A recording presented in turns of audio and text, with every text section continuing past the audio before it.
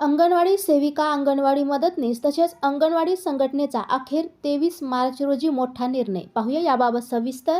तत्पूर्वी चॅनलला अजूनही सबस्क्राईब केले नसेल तर सबस्क्राईब करा, समोरील बेललाही क्लिक करा म्हणजे असेच नवनवीन लेटेस्ट अपडेट तुम्हाला पाहता येतील.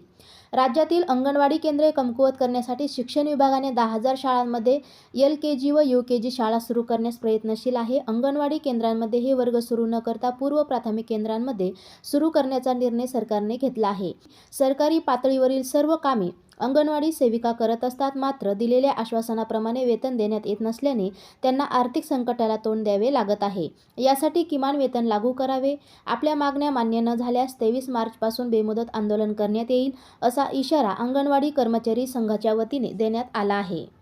LKG UKG वर्ग सुरू करण्याची तयारी सुरू केली आहे. समग्र शिक्षण कर्नाटक अंतर्गत 1150 PM श्री 126 KKRD20 अंतर्गत 1126 मॅग्नेट अंतर्गत 1699 शाळा सुरू करण्यात येणार आहेत. या शाळांच्या माध्यमातून LKG व UKG सुरू करण्यास परवानगी देण्यात आली आहे. याचा थेट परिणाम अंगणवाडी केंद्रावर होणार असून मुलांची पटसंख्येतही कमालीची घट होणार आहे. यामुळे सरकारने याबाबत दिलेला आदेश मागे घ्यावा.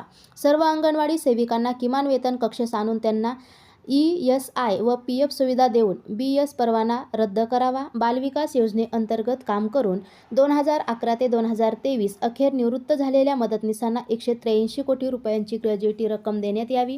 अंगणवाडी सेविका, मदतनीस, पर्यवेक्षक व CDPO रिक्त पदे भरावीत. अंगणवाडी सेविकांना निवडणूक कामातून मुक्त करावे. कर्मचाऱ्यांना आरोग्य विमा लागू करून आरोग्य संजीवनी योजना लागू करावी. FRS बंद करून दर्जेदार मोबाईल व वायफाय सुविधा पुरविण्यात यावी.